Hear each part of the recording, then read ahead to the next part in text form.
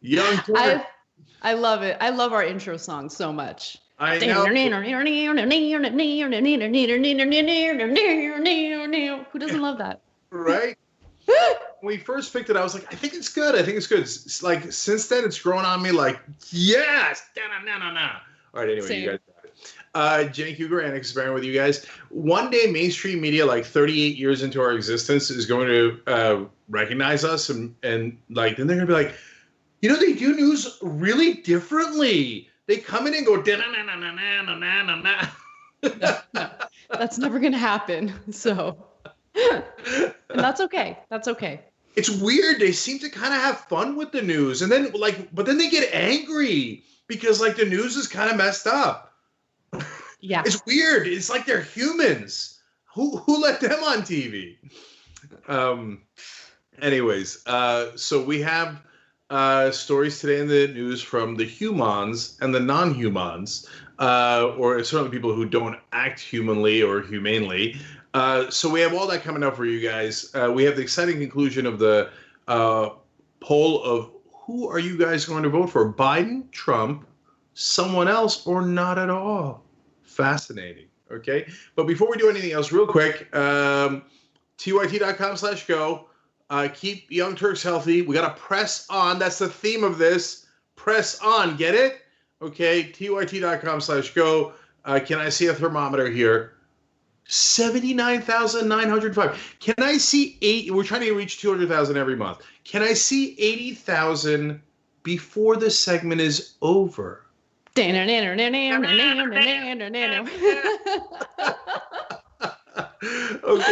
in our home studios, but we are undefeated. We're like Nashville, undefeated. Okay, so in good spirits apparently. Until we do the stories, then let's see what happens. So yeah, let's give the bad mood a little more of a pause because one other quick announcement that I want to make. Got to take the wins where we can get them, guys. And I am pleased to announce that Happy Half Hour is back. So definitely check out. So Happy Half Hour is an excellent show. It's an excellent show no matter what we're going through, but it's especially needed during this pandemic. It's hosted by our very own Brett Ehrlich, who's going to have his partner and wife, Amber, on for his episode on Friday. So that will air after the post-game show on Friday. Make sure you guys check it out. They're going to talk about what it's like to help us basically make this show run, because not only is Brett directing the show right now, he's doing it with the help of Amber. And so they're going to discuss that a little bit on Friday's episode. Make sure you check it out. Okay, Jesus, who's married to Brett? You're going to get to find out, isn't it? Okay. And by the way, like, not only did John Krasinski steal Brett's good looks, he also apparently stole the whole concept of Happy Half Hour, because he's putting together some like weirdo show that isn't nearly as good as Happy Half Hour is, but it has the same like idea. Krasinski, let me just say this. When you hear outside your house, it'll be the last thing you ever hear. Just kidding. We kind of like the guy. All right. Anyways, also Old School's back. We had the first episode back with me and Ben earlier in the week. We're going to have one next week as well, so check that out. The invention of Jenkwitches. That's what you have to look forward to if you haven't seen the first episode back yet. But if you're a member, you can see it anytime. tyt.com/join. Okay, let's go forward. All right.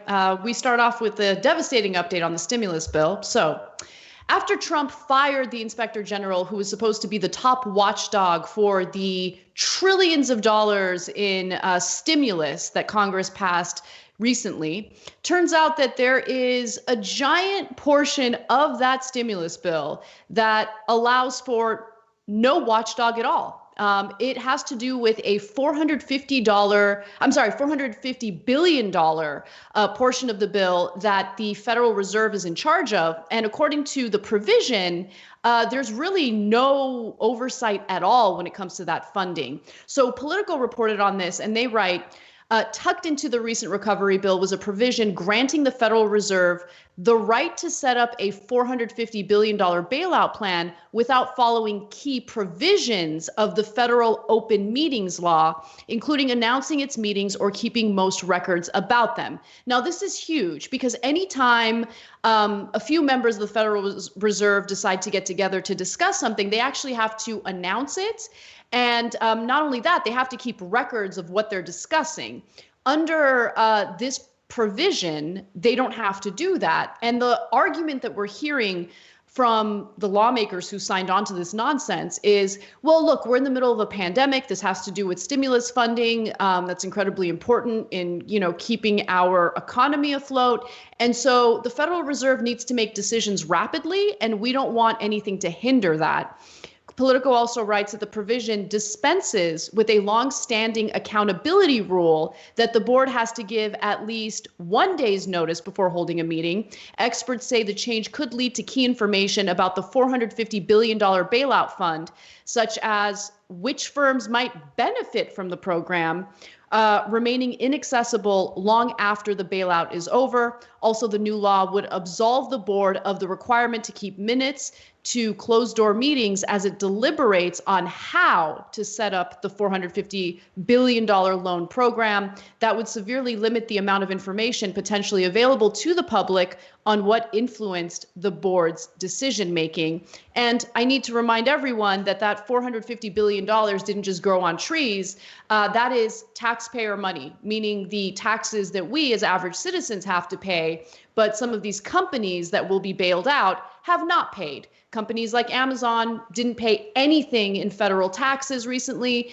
And I bring Amazon up because it's just one of the examples of how corporations have gotten away without contributing to our resources, but then they end up getting a lot of these favors behind the scenes, including bailouts.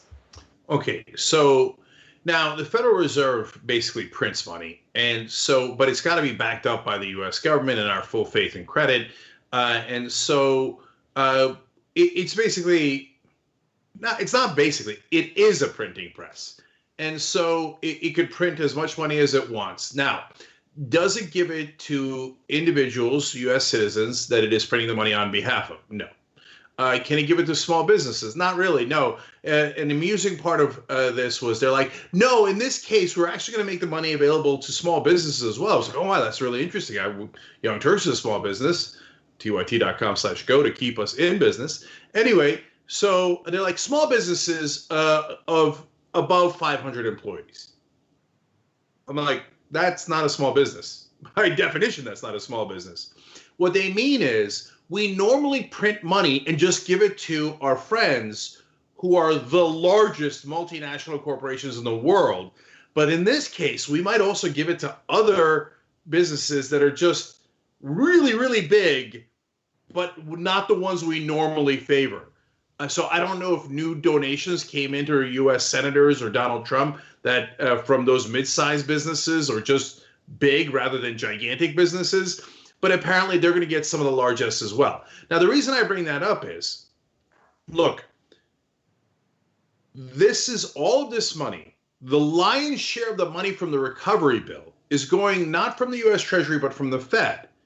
And so the lion's share of the money is going all to big business. Yep. So you're getting a tiny amount of $1,200 as an individual. Small businesses, they have a pretty good bill. Look, I'm fair. Credit where credit is due. It does help small businesses. But the overwhelming majority of the money is going to gigantic multinational corporations.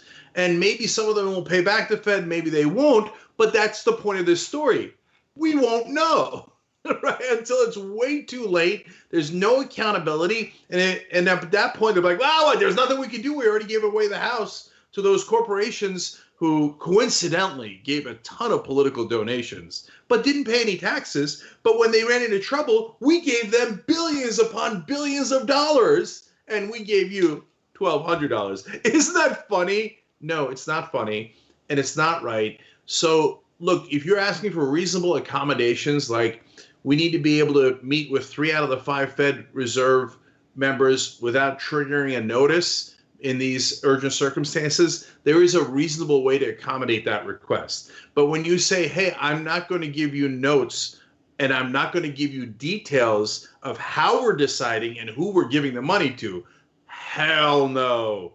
There's no way they should allow that. The only reason they do is because those U.S. senators who did this bill on both sides of the aisle take bribes from those same corporations called campaign contributions. Yeah, look, absolutely. And just to give you some more details, the board would only have to keep a record of its votes. Now, it wouldn't have to explain those votes, just keep records of it, though they wouldn't have to be made public during the coronavirus crisis. Okay, let's stop for a second. That is our money, okay? We as US taxpayers need to stop acting as if that money comes from someplace else and that we're not entitled to it ever when we need help as average citizens, but that, major corporations are entitled to it. We deserve transparency. That is our money. Can you imagine going to a business, okay? You walk in and the first thing they tell you is you need to pay this amount without even knowing what the product is, whether the product works, whether you like the product. Like, there's just no transparency in how this stimulus bill was written when it comes to the bailouts. And the amazing thing to me is Democrats played this big political theater game where they made it appear as though they were going to block the bill unless they got the oversight that they demanded when it came to those corporate bailouts. But they're actually pretty clear in saying that they wanted oversight when it came to the portion of the stimulus bill that Steve Mnuchin was in charge of.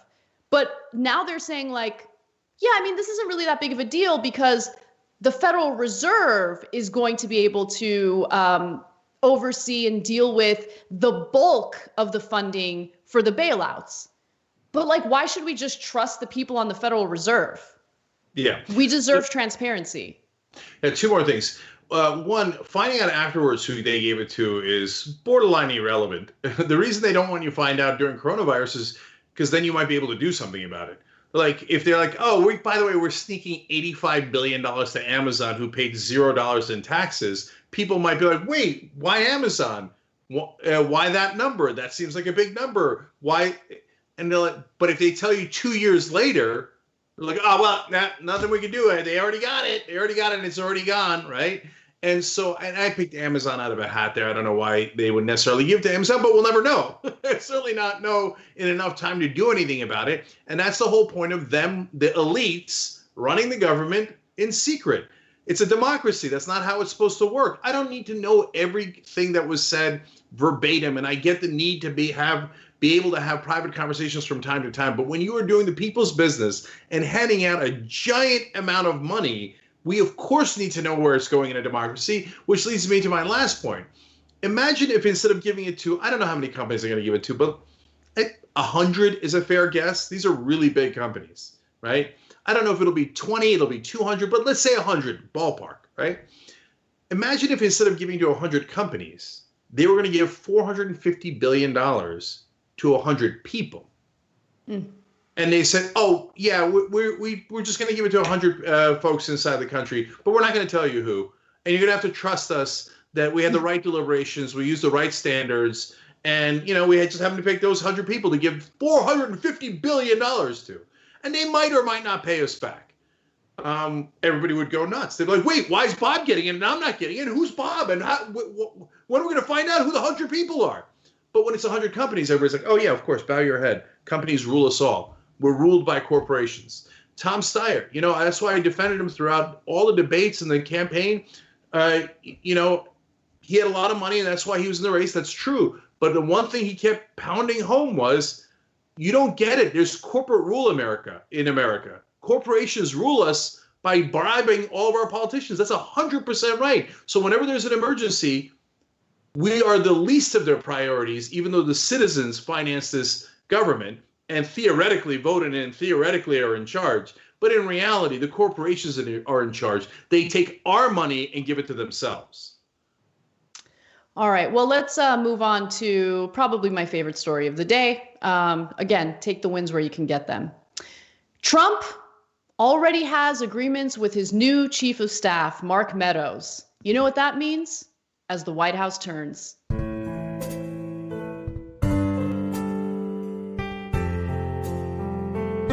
very big mistakes. I asked for his resignation. I'm disappointed in the Attorney General. So Mark Meadows is like any other upper level management person who gets hired at a company, right? They want to come in and they want to shake things up. But here's the thing. In the Trump administration, people don't like shakeups. Trump doesn't like disagreement. And Mark Meadows is already, making some changes when it comes to staffers. The White House press secretary has been replaced. And so his days are numbered. That is my speculation. But let me give you the details. Bloomberg's reporting that the new chief of staff kicked off his tenure by ousting a top legislative liaison last week, and then on Monday, replacing the White House press secretary, Stephanie Grisham, a story that we had talked about previously. Now, Meadows brought in Trump campaign spokeswoman Kayleigh McEnany as press secretary and also installed two loyalists in the communications operation, Pentagon spokeswoman Elisa Farah and his top congressional aide, Ben Williamson. Other aides may depart in the near future, including the chief of domestic policy, Joe Grogan. So he's already making some enemies. All that stuff, we'll talk about how much of an impact it'll make when it comes to his tenure within the Trump administration. But what's really a major red flag for me, or should be for him, is that he decided to call the Republican governors in the country and urge them to call for a stay-at-home order. Now, as we know, there are still red states that have refused to do that. Meadows is urging them to do it. And Trump doesn't agree with Meadows on that. Trump thinks that it should be left to the governors to make that decision for themselves. So he's obviously going against what Trump has said, and we'll see how that plays out. Yeah. So, look, I really thought Bernie should have given the endorsement back of Joe Grogan. So I knew his days were numbered in the White House. You're a child. Fine, I am a child. And by the way, no, Bernie should not have given it back. Okay, so now on to the real things. Look, what I look forward to anytime a top conservative gets into the Trump administration is watching him humiliate himself later. That's my favorite thing in the world. Okay, so here's how this is going to go, because it's gone this way every single time. New guy comes in and thinks, oh, I'm going to assert myself. I'm an alpha male here. I'm a right winger and I'm strong and I'm tough. Okay, I'm going to move around the furniture. Okay, Grisham, you're gone. All right. And now I'm bringing my guys in. Grogan, go back to your podcast. I'm done with you. Right. And he does all this stuff. So then Trump goes, whoa. Who do you think you are? Okay. Are you challenging my ego? Is that what you're doing here, Mark Meadows? And then they get taken aback. So the first phase is them doing whatever they thought they were going to do. The second phase is when they realize that Trump is nuts. Okay. That's my favorite part, even better than the humiliation. When Totally. when they're in the, and somebody asks them a question like, well, it's a little bit more volatile than I expected. Okay. Meaning wow, I thought it was the fake news that he was nuts and incredibly stupid and all that stuff. It turns out it's not fake news. It's totally real. And so you can see that. Then they get that scared look on their face. Am I going to be okay? I don't think I'm going to be okay. And then the final stage is when they bow down and they have to go out there on the press conferences or whatever and be like, no, it's true. Donald Trump is the greatest president we've ever had. And me, I'm useless. Oh, yes. That's my favorite part. Yeah. I'm nothing compared to the greatness of Donald Trump. And they walk out as broken men. Oh, I love that. It is pretty sweet, I must admit. I'm going to use an analogy. We're it's almost like when you're on vacation. That's what it feels like when you see them broken, and that moment when they realize that Trump is a crazy person and that they couldn't have outsmarted. It's a weird way of saying it, but outsmarted Trump in being an egotistical, mean-spirited person. Trump is number one. They can't outsmart him in that regard. But where we are today with this story is like the feeling I get the day before I'm going to go on vacation. Like the vacation is what feels real good, but that anticipation of the vacation also feels pretty damn good. So I'm in good spirits today because I know it's coming from Mark Meadows. Oh, yeah. Look, he destroys these conservatives one by one. He's destroyed way more conservatives than he has libs. Okay, you want to talk about living rent-free inside people's heads. Mark, Trump's about to put up a living room inside your head. So it's impossible to deal with Trump for a number of reasons. One, you have to be great on TV. Otherwise, he gets annoyed that you're not getting good ratings. But number two, you can't be better than him. So you've got to walk a tiny, tiny line there, right? Where you're good enough, but not too good on television. And you have to be strong enough for him to respect you, but not so strong that you challenge his tiny, fragile ego, right? Or his gigantic, fragile ego. So those are impossible balancing acts. And then the last part of it is there is no rhyme or reason. And so they keep waiting for, yes, but he'll act rationally. So when I help him with his goals, our mutual goals of hating Latinos and putting black people down and doing Muslim bans or whatever, then we'll be on the same team. No, you won't, because it isn't about that. It's about a fickle child who only operates based on ego and is easily movable by the last person who came into his office who's going to convince him that you're a bad guy within 13 seconds. And that's usually Ivanka and Jared Kushner. So they're dealing with Joffrey Baratheon, and they don't realize it. And Joffrey is doesn't make rational decisions on who he hits with a crossbow. Okay? It's just whatever mood he's in, right? That's why the only person who survives under Joffrey is Cersei, his mom. And the only people that survive under Trump are Ivanka and Jared Kushner. That's it. Everyone else is crossbow fodder. So that's what's going to happen to Mark Meadows, and it's going to be fun to watch. So to that point, I also want to just quickly mention, it's not just that he crossed Donald Trump, but he fired a top spokesperson for Ivanka Trump, someone who Ivanka had a lot of admiration for. That person's gone. And then, this is my favorite part, Stephanie Grisham, who was the ridiculous White House press secretary that didn't even hold a single press conference, she's been replaced, right? And what Mark Meadows wanted to do was just put her as one of the communications directors for the White House. But remember that Stephanie Grisham originally worked for Melania Trump. She has a great relationship with Melania Trump. And Melania, who never releases formal statements or formal announcements, seemed to be so irritated with what Mark Meadows did that she released a formal announcement indicating that Stephanie Grisham would not be a communications director, but would now serve as her chief of staff. So so that's nice drums, and I love as the White House turns. But realistically, it doesn't look like Melania has much power in the White House. So she can do these kind of things like, oh yeah, I'll look at this, but it doesn't really matter. She preemptively sequestered herself 3 years ago when they got into the White House. But the person that does have a tremendous amount of power, second and maybe first, because Donald Trump doesn't have a mind. So it's just like whoever's in the room last, whoever made the most compelling case based on his ego, et cetera, et cetera.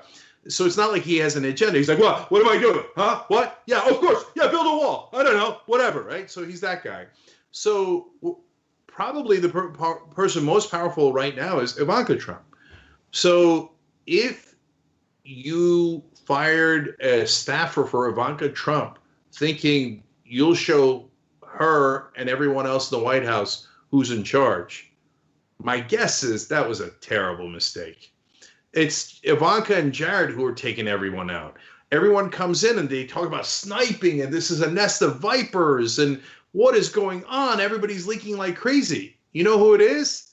It's Ivanka and Jared. They're the ones that have taken out everyone. I've watched enough Game of Thrones to see what's going on here. Okay. So Meadows goes in, Meadows goes out. You can't explain it. So actually, we get it. We just did. When you take out Ivanka's staffer, my last words to you are bye-bye. It was nice knowing you, Mark. It's only a matter of time. Right now, he doesn't know it, but he did that 5-finger heart tap thing from Kill Bill. and his career is going to explode in about 6 months or so. Can't wait. All right, we got to take a break. When we come back, we have the results of the general election poll that we gave you guys yesterday. So we'll talk about that a little bit and also share with you one of the dumbest conversations on MSNBC ever. We need to talk about a relatively new show called the Republic, or UNFTR. As a Young Turks fan, you already know that the government, the media, and corporations are constantly peddling lies that serve the interests of the rich and powerful. But now there's a podcast dedicated to unraveling those lies, debunking the conventional wisdom. In each episode of the Republic, or UNFTR, the host delves into a different historical episode or topic that's generally misunderstood or purposely obfuscated by the so-called powers that be, featuring in-depth research, razor-sharp commentary, and just the right amount of vulgarity. The UNFTR podcast takes a sledgehammer to what you thought you knew about some of the nation's most sacred historical cows. But don't just take my word for it. The New York Times described UNFTR as consistently compelling and educational, aiming to challenge conventional wisdom and upend the historical narratives that were taught in school. For as the great philosopher Yoda once put it, "You must unlearn what you have learned." And that's true whether you're in Jedi training or you're uprooting and exposing all the propaganda and disinformation you've been fed over the course of your lifetime. So search for UNFTR in your podcast app today and get ready to get informed, angered, and entertained all at the same time.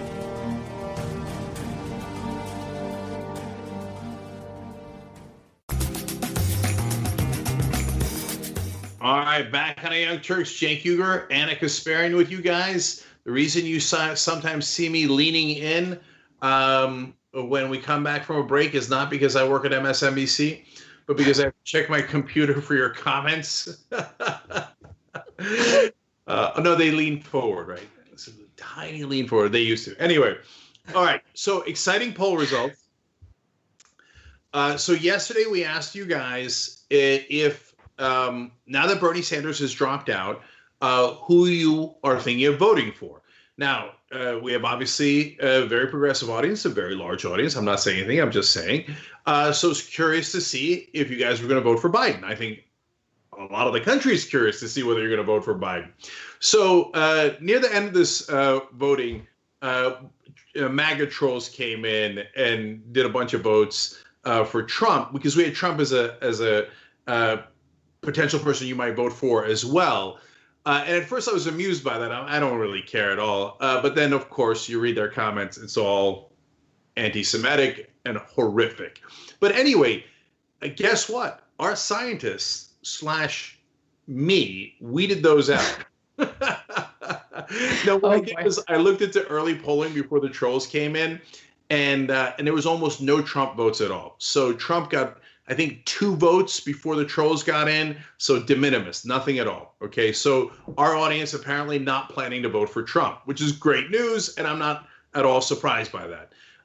So then we isolated the numbers without Trump, and we looked at it. And so, ta-da, it turns out Biden is going to get the plurality of your votes. And obviously this is non-scientific, guys. We're not a conservative website trying to make it appear like this is scientific. This is just a snapshot. And as you can see, a little over 2,000 people voted. If the trolls hadn't come in, maybe we could have gone longer, and we'll fix that, and we'll get you polls without trolls. Polls without trolls. Yeah, polls without trolls. Okay, anyway. But guys, this is actually really important. If this is anywhere near accurate, and that's a big if, I grant you, but you got more than a quarter saying they're going to vote for someone else, not Biden or Trump. And you've got a little over a quarter saying that they're not going to vote. So that means Joe Biden has got a lot of work ahead of him in convincing progressives to vote for him, to show up and to vote for him rather than, I don't know, Green Party or anyone else. And so when the mainstream media sees that, what they're going to see is, we knew it, it's Bernie Sanders' fault or the Young Turks' fault. No, well, you have 7 months to run this campaign. It is now the responsibility of the Biden team to change those numbers. They're the candidate, they're the team, and either they're going to win or we're going to have Trump again. So for God's sake, figure out how to appeal to those people. By the way, hint, it might be progressive policies and progressive personnel. And if you do that, you win them over. If you don't win them over, oh boy, buckle up and brace for impact. Okay. Yeah. Okay. All right. So I kind of skipped into that story, but I got to give you your comments because they're amazing and they're fun. Anna's Margarita Salt says, TYT's theme song reminds me of a hockey fight song. It's like I hear it and I'm totally ready to fight for what's right. Oh, I love it. The mathematician says, Anna and Cenk are in a good mood. The cabin fever may be getting to them. LOL. Totally true. And I get more amped up when I didn't do a show the day before. Okay. Actually, I like you guys' old current TV show intro music. That was better, but I digress. That's what he says. But thank you. Appreciate it. This is my favorite. Swifty says, my 1-year-old was falling asleep in her playpen, but jumped up and started dancing when she heard the TYT intro song. I'm telling you, man, everyone loves it. It's such a good choice, and I never get tired of hearing it. Yeah, my daughter, maybe we'll talk more about this in the post game, just yesterday decided I'm putting on my ballet outfit and putting on a performance for you guys. Get it, girl. Out of nowhere. Get it. Okay. All right. Last couple. YouTube super chat. Craig Reeves says, this primary has shown the only way we'll win is by progressive candidates, but more importantly, progressive media, making efforts to appeal to a broader audience. If Biden's base were watching TYT, Bernie would have won. I think that is absolutely correct. I know it's easy for me to say that, but I believe that with all my being, not because of the Young Turks, but because if they were listening to Democracy Now!, then Bernie would have won and Biden would have lost. So media, unfortunately, is everything. That's why we ask you guys to help, because it's so important for us to press on. So tyt.com/go. Let's see if we really did hit 80,000 in that last break. Can I see that thermometer? Whoa!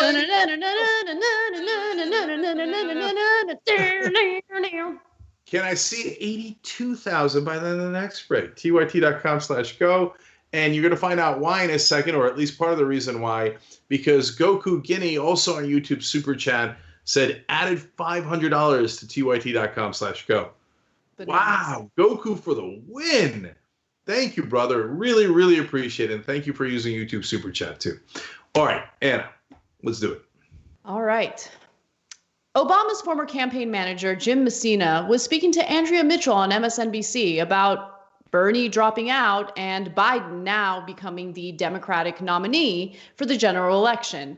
The conversation was fascinating. Let's just take a look. What do we expect, do you think, from former President Obama now that there is at least an apparent nominee? Well, first on President Trump, this is his worst nightmare, right? The Ukraine stuff, everything else he's been doing for the past year and a half is trying to make sure Joe Biden is not his opponent. And this morning, it is clear that Joe Biden will be his opponent, which is the best case scenario for the Democrats.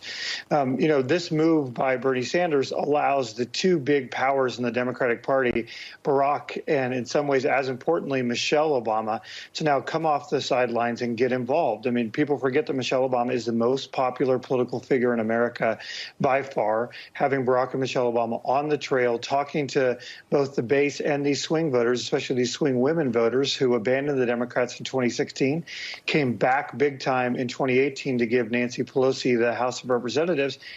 Having the two of them out there in a full-throated manner is a very, very big deal. And Joe Biden will do what Joe Biden's always done in these moments, right? He will sit back. He will be very classy. He will congratulate people, and he will unite the base. I think Bernie's language was really important today when he said, united we stand together to defeat Donald Trump. There will be no replay of 2016, as you pointed out, which was kind of a half-hearted endorsement. He and Joe Biden are personal friends, and the base will be united to beat Donald Trump, who is, in Democrats' estimation, the most serious threat of our lifetime.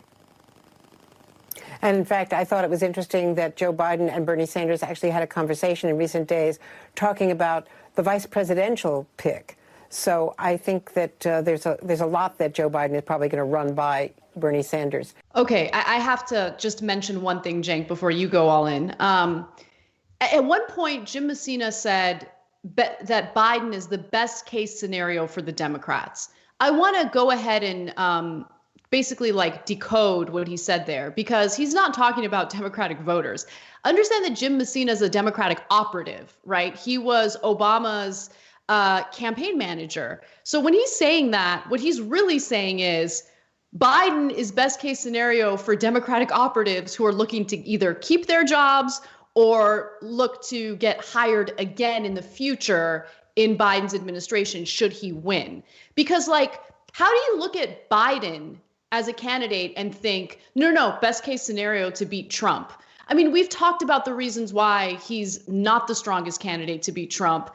And so unless Messina hasn't watched a single debate and is completely unaware of what's going on, what he's really referring to right there is himself and his friends. He's deeply connected to people who are in Obama's administration. He's got a future career to look after, and that's it. That's the way that I read it.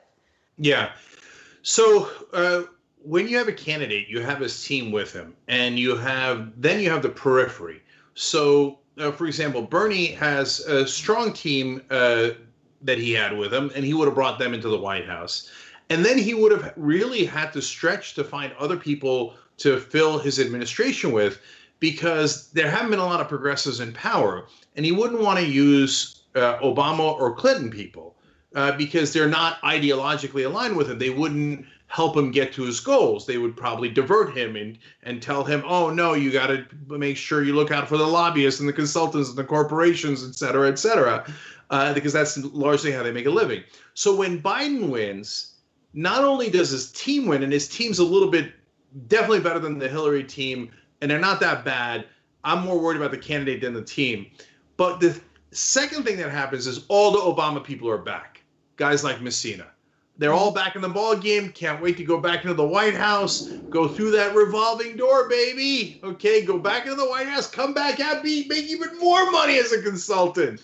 So that's why they're throwing a party at former Obama administration officials when Biden wins. Now, look, again, to Anna's point, you think Messina is actually looking at those debates and all the facts? Biden has the least amount of excited, strong support among his own voters than any Democratic presidential candidate in modern history. He has trouble finishing a sentence. I could go on and on and on. No one thinks Biden is the strongest candidate. By the end, everyone on TV, everyone in the establishment wanted Biden over Bernie Sanders. But in the beginning, they didn't even want Biden. They wanted Buttigieg, Klobuchar, etc. So saying that this is the best case scenario, that Trump is scared of Biden?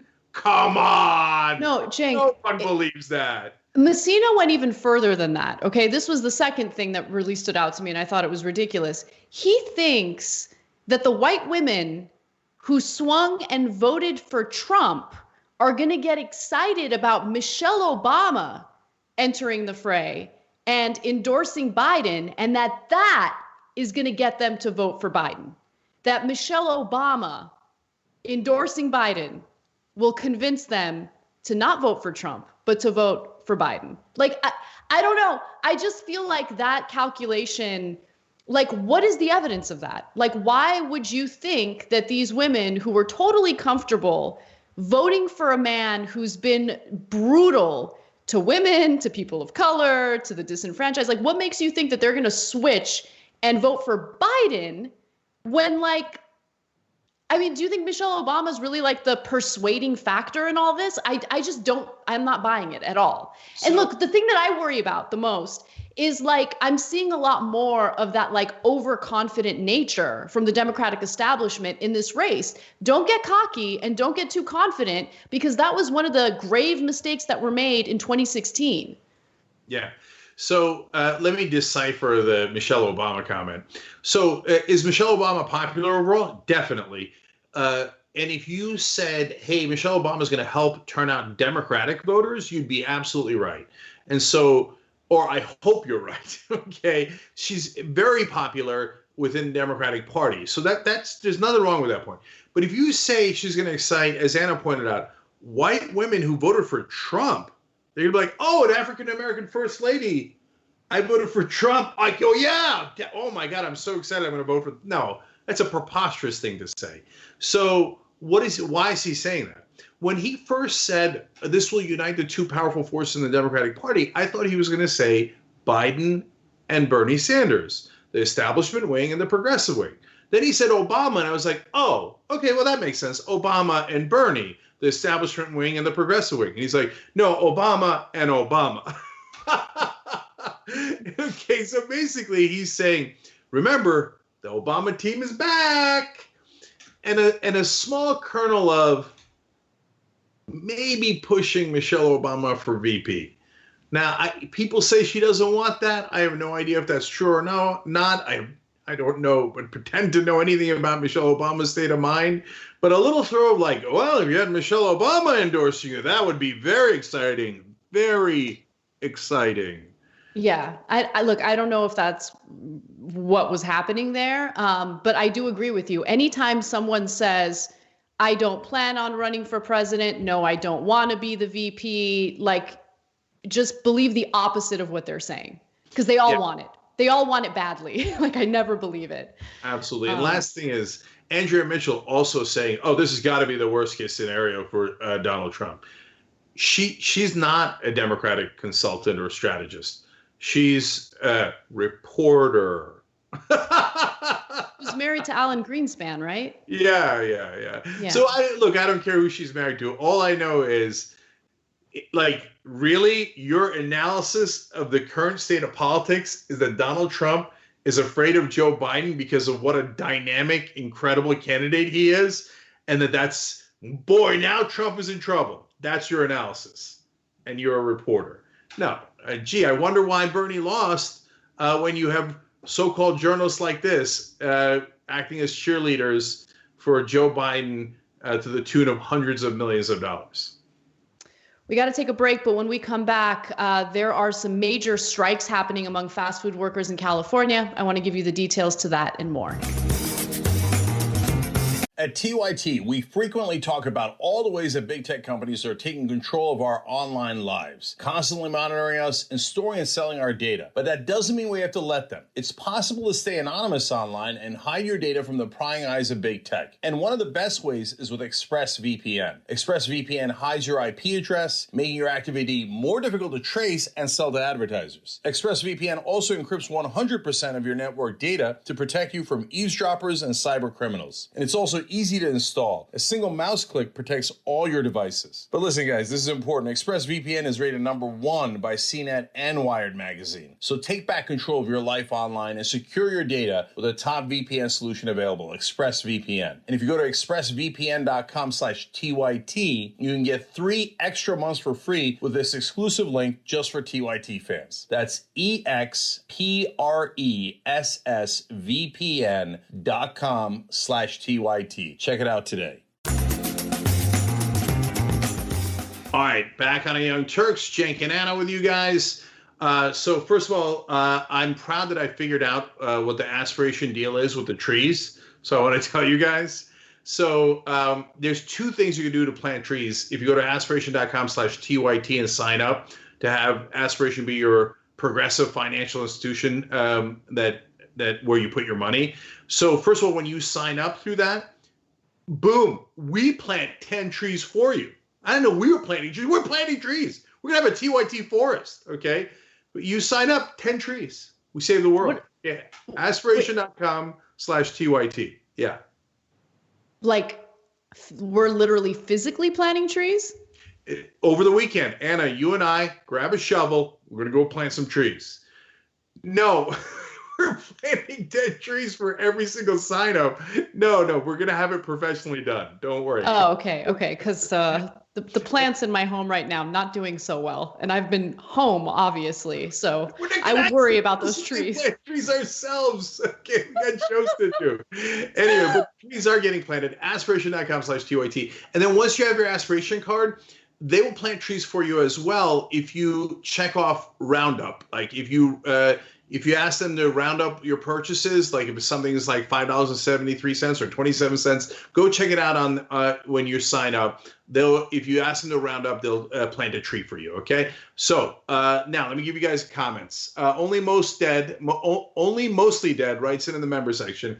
I signed up as a Democrat in 2016 after being NPA third party for 3 decades, just because Bernie was running. If the Democratic Party thinks I will vote for some establishment candidate who will sell out my interests, they are wrong. My wife and I are looking for a new country to live in. Wow. Okay.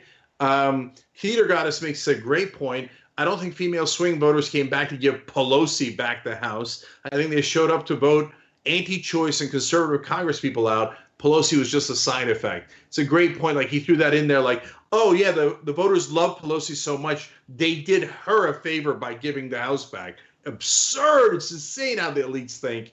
And then I'm going to read this one just for fun. Marina Pena says, frickin' drink cracks me up. Wink, wink. Oh, all right. Thank you, Marina. I appreciate that. And Laughing Buddha Astronaut says, I'm going to vote for Biden if he evolves. And so I guess he wants him to work for unity. And in YouTube Super Chat, I got to read this because it's an important one from the field. Franklin Shrapple Slicer writes in from Casper, Wyoming. Multiple people gathered to protest businesses shutting down. Wyoming is a Republican state.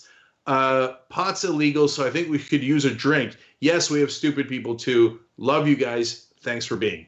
Love you, Franklin. Thank you for using YouTube Super Chat. And I know it's not going to work, but for right-wingers in your red states, do not gather in public. We're trying to help you. We're not trying to hurt you. All right, Anna, what's next? All right.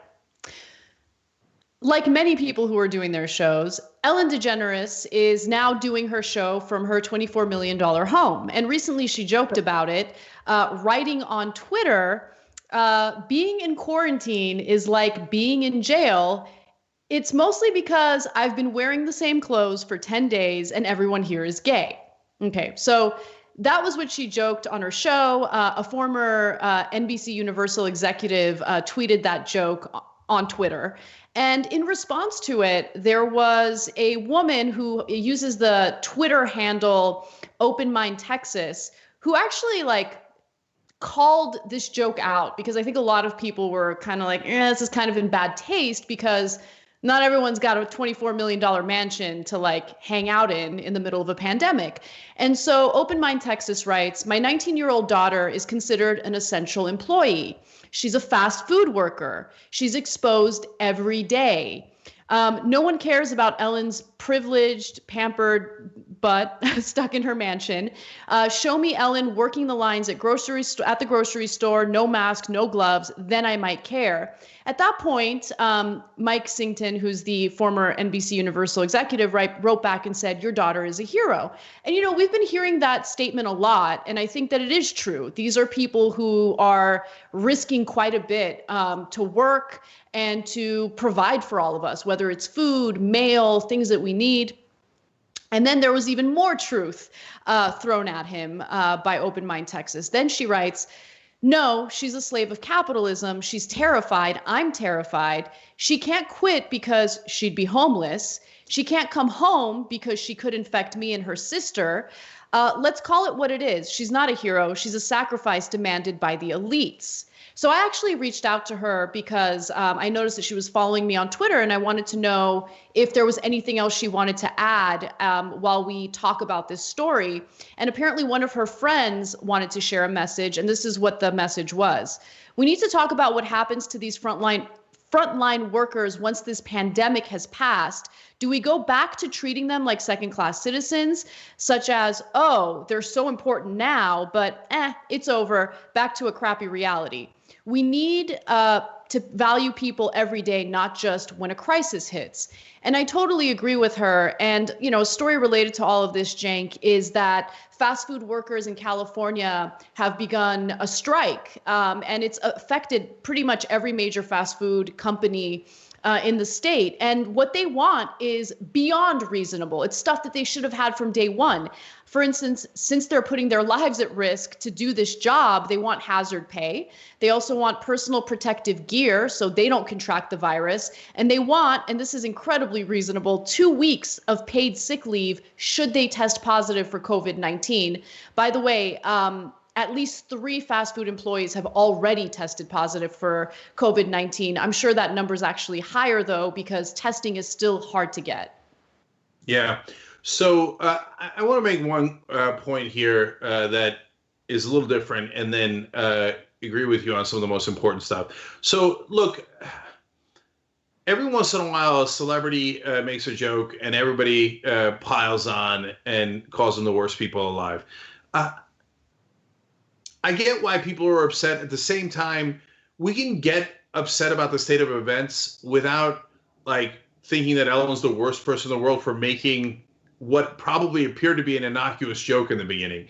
And then they go and pile on the guy who called her daughter a hero. He was trying to be a good guy. I get why you like, I love the tweet from the mom because she's saying, look, I want you to understand that this isn't about being a hero. It's that we have no choice out here. We just, we need to be able to make a living, and they're making her go to work. And so that's a great, great point. It's such an important point. But I think we can make that point without attacking a guy who is trying to be helpful or attacking Ellen, who I think was doing a benign joke. Look, if we end all jokes, it's going to be a miserable place to live. So my small defense of Ellen and that and the other guy. Okay, now way more importantly, on the most important stuff. Look, are you kidding me? McDonald's is not offering masks and gloves to their workers. Not only does that endanger them, it endangers everyone who goes to McDonald's. The minute I read that story, I was like, oh, that's it. I'm done with it. There's no way I'd go to McDonald's. Their workers aren't wearing gloves and masks. And so, I mean, it's an obvious health hazard. I mean, in the bathrooms, make sure employees wash your hands. But in the middle of coronavirus, go ahead and sneeze all over the food and touch it with your hands without gloves. Are you insane? Of course they should have masks and gloves. And yes, also to protect them. They're human beings. I mean, it is literally the bare minimum you could do to care about your employees, to protect their lives. And they're not willing to do that. I find that unconscionable. Yeah, I'm proud of them for striking in California because, I mean, it is incredible because there's a lot of like, I think, look, the whole your daughter's a hero thing, I hear you. I think that he didn't like mean anything bad by it. I think he's trying to be a good person. But the thing is, there's a lot of like talk about, oh, these people are heroes. Oh, these people, thank you so much for working in the middle of this pandemic. But like, let's also discuss action in compensating them for what they're doing appropriately and making sure that they're safe. You know, like there's just a lot of talk always. And we need to like really think about what people are putting on the line just to work. And we also have to think about how a lot of people don't even have the option of staying home during the pandemic, because like the help that's been offered to us by Congress, sure, the unemployment part of that stimulus bill they passed is pretty good. But when you think about how long it's going to take for you to even qualify for those benefits and how a lot of people have private loans and those like debt collectors are on their asses right now. A lot of people don't have the option of staying home. And so they're literally risking their lives in order to be able to pay their bills. And it's just a real discussion that I think people are ready to have, which is why Ellen got the kind of reaction she did. Look, guys, we got our all of our staff out of the office and studios as soon as possible. Now, I get McDonald's in the food business, but you're going to have your guys go in there without health and without masks and gloves, and then you're going to deny them sick leave if they get coronavirus? Look, it's beyond imagination. Totally unacceptable.